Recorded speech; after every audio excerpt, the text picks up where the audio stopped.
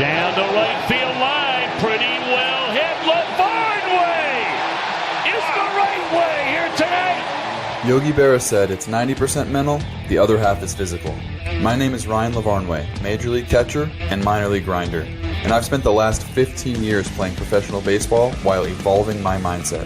I'm fascinated by optimizing that 90%. In this show, I'll talk to elite athletes and mindset coaches about what makes them tick and how they've overcome obstacles in their own careers on the way to finding success. This is Finding the Way. Hey everyone, and welcome to Finding the Way with Ryan LaVarnway. I am Ryan LaVarnway, and today I am joined by Bennie Fowler, Super Bowl 50 champion, 8-year NFL veteran, and former Michigan State Spartan. Bennie, thank you for joining me today. Ryan, appreciate you having me, man. Go green. Go green. Well, let's start there. I don't know much about Michigan State at all, but I recently was brought on campus to speak to their students about mindset and leadership. And I stayed at this hotel, The Graduate, in Nice. East Lansing, which I'm sure you know all about.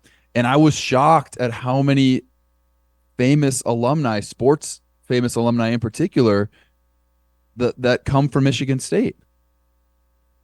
I mean, we're just a legendary school. I mean, what is there not to love about Michigan State? I mean, we got great colors. We got green, we got white. I mean, green's the color of money. I mean, let's go. But Michigan State, incredible platform, incredible alumni base in terms of, you have the Steve Smiths, the Magic Johnsons, the Andre Risons, the Kirk Gibsons, the Draymond Greens, the Darqueze Denards.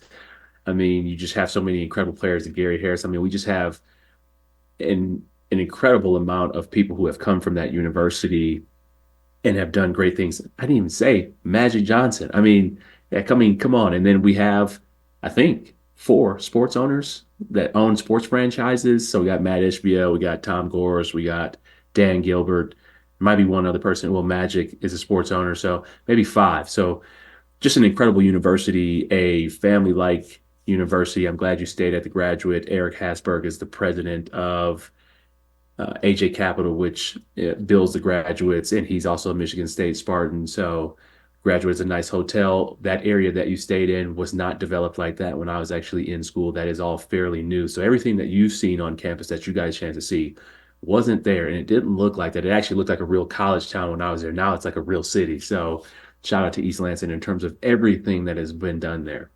You know what it was shocking to me was how big the campus is. Oh, it's huge.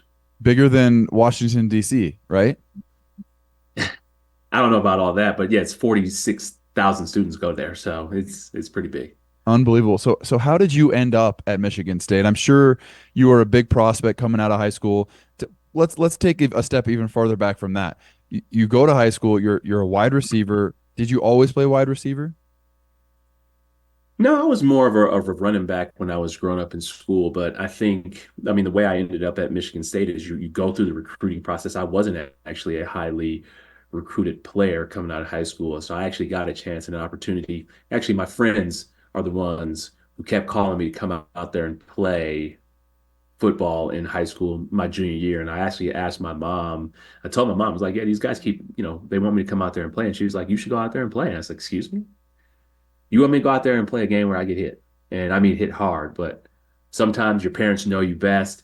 My mom knew me best. My dad really encouraged me to really go out there and play as well in terms of like using my speed. So I went out there and played, and I used my speed. I went to a couple of different camps, and Michigan State being one of them. They actually offered me a scholarship, and I wanted to go to the biggest university, and I wanted to go play in front of the most fans.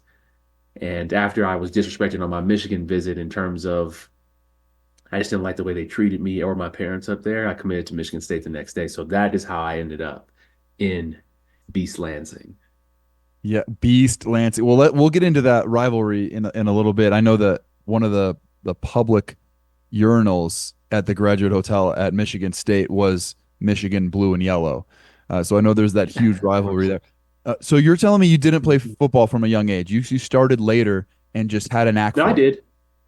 No, I did. I played football, Little League football. I think I played 2, 3 years. Yeah, it was Okay. football's not really serious then. It's not like I was, oh, I'm going to go to the NFL and that's what I wanted to do. I wanted to be an NBA player. That's what my whole goal was. I wanted to be just like Kobe Bryant, my favorite athlete growing up. I wanted to be an NBA player so bad that in every NFL game that I ever played in, I actually wore NBA socks. I actually still want to be an NBA player. So, that's what I wanted to do. And I went to the high school I went to is actually a predominantly basketball school. Shane Battier went to my high school. Chris Webber went to my high school. The owner of the Clippers also went to my high school. So we are known for basketball, not football. Okay. And did you consider trying to play two sports at MSU?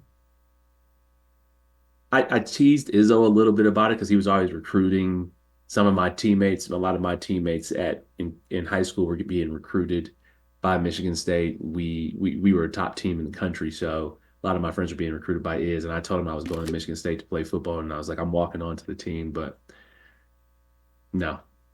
I mean, those guys can really play, and getting trying to get good at football when you haven't played that much is a full-time job. Yeah, I can only imagine. So you started as a running back. You've said a couple times now that you didn't play that much. Talk me through the process of getting the skill set where you ended up becoming a very good NFL player for a very long time. What was the transition like, not only physically, right, growing into your body, working out a ton, but studying the playbook, the mental side of it? Because again, this podcast is all about the mental side of things. How do you maximize what's between your ears to get out the result that you want? So take me through that process for you. Yeah, I don't think I actually had a dialed in process, at least when I was going through college. It was just more about how can I catch up in terms of the reps and how can I just really practice and hone in on the skills. And I think that is where I start to really learn about the game. So the way I kind of did it was actually seeking out mentorship.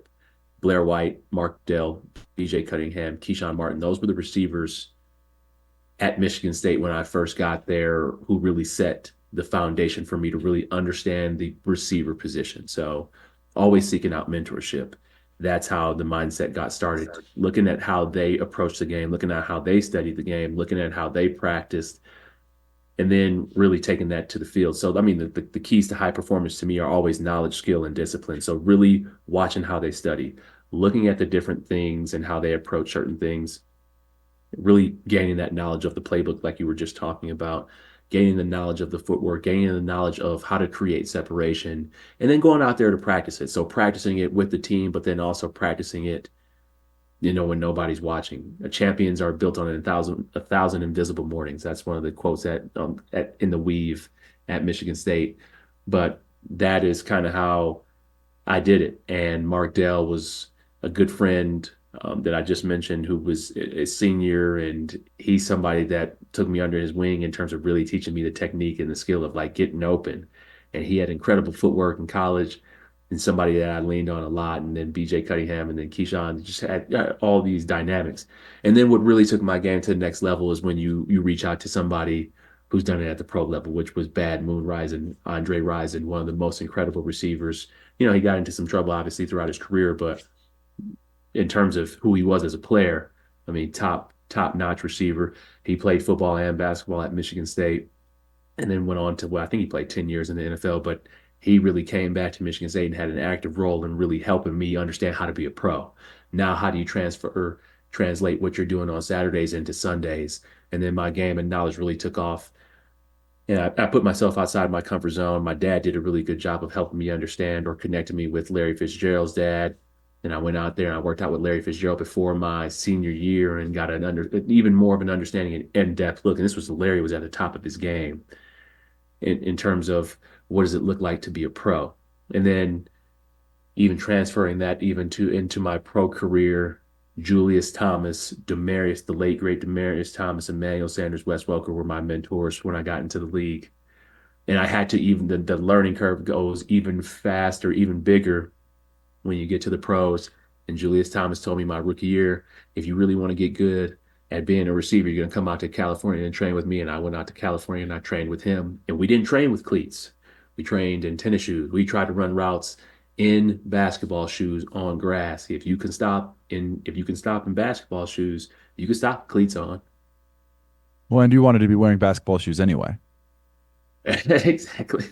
I wanted to. So I love that. I picked out the lines about knowledge, skill, and discipline being the three most important factors for you, and that quote about champions being born on 1,000 invisible mornings. I love that. I want to write that on my wall right now. But one more thing you mentioned was how you intentionally sought out mentors. And this is something that a lot of people will talk about, but something that I happen to know firsthand when you are the freshman on the team, there are a lot of programs where the seniors are like, don't bother me, right? Or when you're a rookie on the team, there are a lot of programs where the veteran guys are like, you might not exist in a year, so I'm not going to invest my time and energy into you. How did you go about seeking out these mentors in a way where they were willing to help you? They were willing to pour into you and share their experience and knowledge. And obviously, it meant so much and it helped you develop along the way.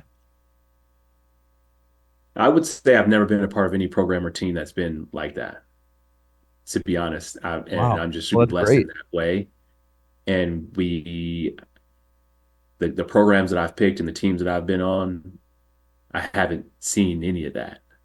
And it's part of the reason why I think the teams that I've been on have won championships at least or have been successful. I mean, maybe not in the pros, but for sure in college, won two Big Ten championships, won the Rose Bowl, won the Super Bowl in Denver. We had a great foundation. But I think a lot of that stems from leadership. And then, yeah, I sought these guys out and they also sought me out in terms of I asked them questions. I wanted to be better. They could see that I wanted to be better. So they really helped me from that standpoint. So I hear stories about that all the time in terms of, veteran players or seniors not helping out people. But if you have teams like that, they're probably not successful, at least from my own knowledge. So Wow. Well, I that feel bad so for people who have to go through that.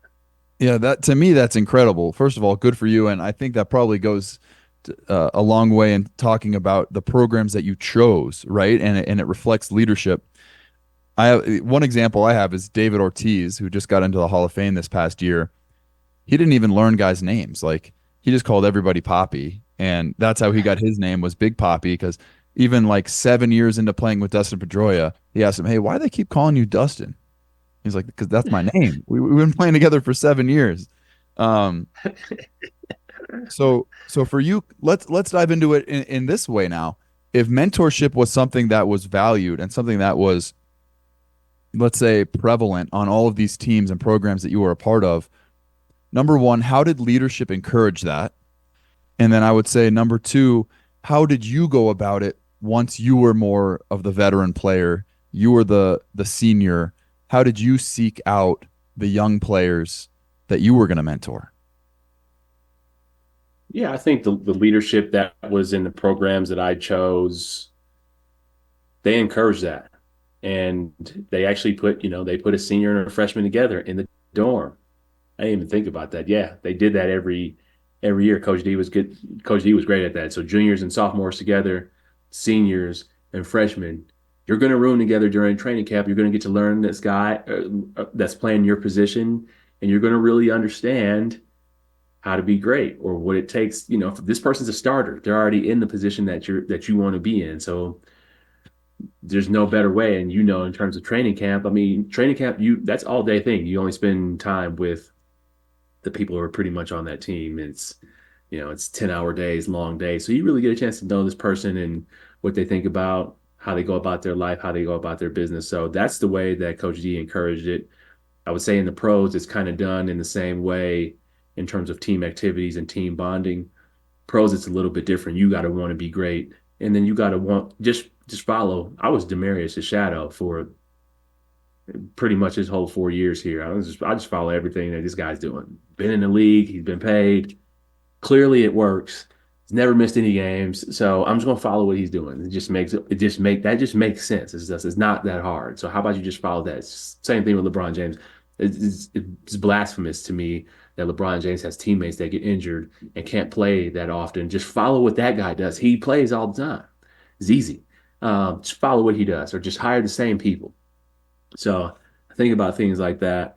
The way I did it as I got older is same ways that people who wanted to ask questions, people who were curious about, the ways to approach certain things. I would share those things with them. I would share my different PTs or massage therapist or things that I was doing for my mental and physical health. Just share all the resources and things that I learned and opportunities, supplements, diet. I would share those things, and then always big on terms of leading by example. And I actually get more texts or when people see me, like they will actually acknowledge that more because unless you asked me, I wouldn't tell you. I mean, I don't know that you know. I'm not just like, hey, you should do this, but more people now will say, hey, like I watched the way you worked, or I watched the things that you did, and that's one of the most gratifying things that people were actually paying attention to the way I went about my work. Yeah, that's awesome. And it's not always the stereotypical guy that yells or holds a speech in the locker room or huddles up on the sideline, right? It's the guy that's doing it the right way, embodying the values of the team, embodying the hard work and the work ethic. Um, Obviously you're we've interacted a few times. I've been on your podcast, Gridiron and Growth. For those of you listening, go check it out. They do a great job. It's Bennie Fowler and Ryan Harris, who's also a Broncos Super Bowl champion. Ryan Harris was also on season 1 of my podcast, Finding the Way. But you're so approachable, right? You have this demeanor about you that it's welcoming, and I could see how, as a young player, you would be someone that I would have gravitated towards also. How did you keep the fire going once you had been in the league for 5, 6, 7, 8 years? How did you keep that work ethic and the grind going after you had already won the Super Bowl? And I'm sure at a certain point, I don't know your total salary package that you've received, but like at a certain point, how did you keep the fire when you're not necessarily the underdog? You're not the guy that hasn't done anything anymore. How'd you keep it going? Well, I never got the big contract that I wanted, so I was on year-to-year deals. So I was always on year-to-year deals, and it was an opportunity where I could. I think after maybe 4 years, 5 years, you really try to figure out your purpose within sports, and I think it was really to give my friends and family experiences that you can't just get. You just can't get on a NFL field before the game. You can't just meet Peyton Manning, Drew Brees. You can't just meet these people just cause. And these were teammates and friends of mine. So that experience is, and then sports can just take you so many different places. It can put you in so many different locker rooms, different ways of life. So I think sports is just the ultimate microcosm of life, the ups and downs. So that kept me playing. It was just fun. It was an opportunity to play a game that I've been playing, for a long time. When I was a little kid, you throw yourself the ball up in the air and you die for the game when it touchdown, and you hear the crowd go, wow, now I get the chance to do that for money. I mean, it's amazing. So just an incredible opportunity, and an opportunity to try to win and get back to the Super Bowl, which everybody loves a winner, and I've won at so many levels, and I wanted to try to win one more, but yeah, it's hard. It is hard. It is very hard. I ended up winning the World Series as part of that Red Sox team in my third year, and 10 years later was still thinking about how to find a way back there. Oh man, it's hard for sure. You know exactly. You know it firsthand. So in diving deep into your Wikipedia page, it seems like you had a ton of success early with the Broncos, and then you had a little bit of up and down throughout your career, right? A little bit of not a straight shot, not the like necessarily what people would imagine when they think of a pro sports career. Same as me. I was, my story. I was on your podcast, up and down and up and down 26 times. I'm seeing some transactions where you sign with the Bears, you get put on the practice squad, you sign with the Patriots, you sign with the New York Giants, you sign with the Saints, you sign with the 49ers, practice squad, back and forth. People don't, I don't think, or at least I don't know about football having a minor leagues or the practice squad or the system. How does the up and down, the back and forth, how did you deal with that? And what does that look like in the football world? It's kind of hard to deal with it. I think, going to Chicago was like the first time I was hitting free agency, and I got, it's a chance you get to choose your team and pick and you get a little bit more money in your pocket. Now I was, when I went to Chicago, I was playing. Now I was playing in that city that my mom was living in. Like everything was going great, but I noticed that I was starting to do a little bit of comparison. I was comparing myself to the receivers on their team. I was comparing that organization to like the Broncos organization. And at the end of that training camp, I got cut. And it was, shocked, sad. My now wife at the time was my girlfriend. And, I had asked her to move out there with me and had no job now. So the way I kind of navigated that was trying to stay busy and start, keep working. And that's when I decided to write my book, Silver Spoon, The Imperfect Guide to Success, because the possibilities were still unfolding. Sometimes as humans, we just create so much suffering for ourselves when things and opportunities don't work out when the possibilities are still unfolding. Patriots come calling, and now that mindset, that drive came back. And now because I get a chance to play with Tom Brady and Bill Belichick, two of the greatest uh, at their respective positions and have done incredible things. But I was only there for a week, and then I get signed by the New York Giants. And the way I kept just navigating is that, okay, I'm getting calls. People are interested. So what are the positive things? What are the wins? And I think sometimes we have to do that in life. We have to find what's your win list? What are all the incredible things that you've done in the last year, 10 years, 3 years, whatever it may be, 3 months? And continue to remind yourself who you are. And then ask yourself in life, are you playing life to win or are you playing not to lose? And that's the way I kind of do it. And that's the way I kind of looked at it. How are you playing life to win? Practice squad later on in my career with the Saints. I think that things like that are just roster things. Sean Payton, he's like, I'm putting you on practice squad for the first 2 weeks. We'll still pay you your full salary. And then we just got to do some roster construction. And then they put me on active roster. So sometimes it's just transactions. But yeah, the way you navigate life's ups and downs is you learn to find that with as many negatives there are just as many positive, and life is just balance. So how do you even things out? Yeah, the play are you playing to win or are you playing not to lose is such a strong, powerful idea. And also, reframing the idea that if you fail, it can be an opportunity if you choose to view it that way. Or it could be a failure that you end up. It's a lot of work. Yeah.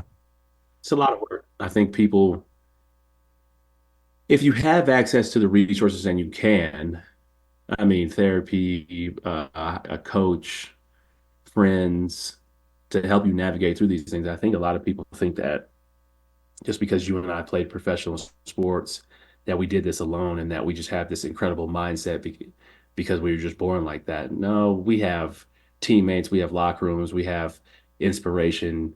There's a whole bunch of things that go into helping us play at that level or even be at that level. And I tell people all the time, life is a team sport. You don't have to play sports, but you need teammates all around you to be successful. And sometimes even now that I've transitioned out of sports, I have to remind myself of that. Like, oh, I still need the team and support around me to make sure that I'm still successful and operating at the place that I want to.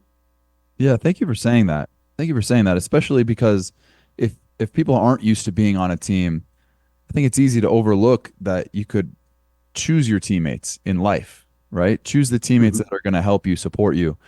Can you dig into that a little bit more? Do you have maybe a specific situation or a specific scenario that played out where it wasn't your teammates, or maybe it was, but not on the team at the time that helped you get through something? Yeah, my brother right here on the back of the wall is a lifelong teammate. So he helps me get through a lot of different situations. And I think after I got cut the first time from Chicago, he said, sit with that feeling and enjoy it because it's now brings you back to the hunger that you need. And this is a life lesson and life is undefeated. So my brother's always been an example of that. My wife is somebody who was there and supported me. She didn't even bat an eye when I got cut. And she was like, all right, what's next? Like, what do we do next? Things like that. So I think surrounding yourself with the right people and knowing those opportunities and appreciating those opportunities, but then also asking. I have a lot of good friends, my buddies AJ, my buddy Ty, um, incredible friends. These are guys who were living out in Denver with me at the same time, who, they experienced the highs and lows with me and would always just support me. And you don't think about it in real time until you reflect. Like, man, those guys were really there for me, going to games, supporting me thereafter. So you appreciate things like that as well. Yeah, that's so great. That's so great. And having the life teammates, and I found that having the teammates built in for me throughout my whole career was such a wonderful experience. You have to be more proactive about it when you're not on the team anymore, right? Because people start to Oh, have yeah. kids, they start to get into their career.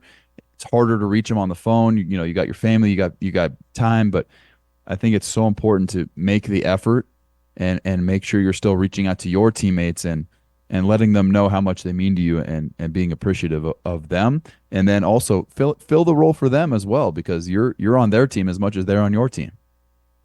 Yeah, 1000%. 1000%. It takes time, and yeah, who's your starting five? You know, you don't have that much time, but who are your real friends, and finding ways to support them and help them. So I'm right there with you on that. Amazing. So Bennie, thank you so much. Before I let you go, I always ask every guest at the end of the episode, if you can speak to a young Bennie Fowler, maybe in high school, trying to decide what sport to play. You've got big dreams, whether it's to play in the NBA or win the Super Bowl. What's the best advice you can give him from what you've learned along the way?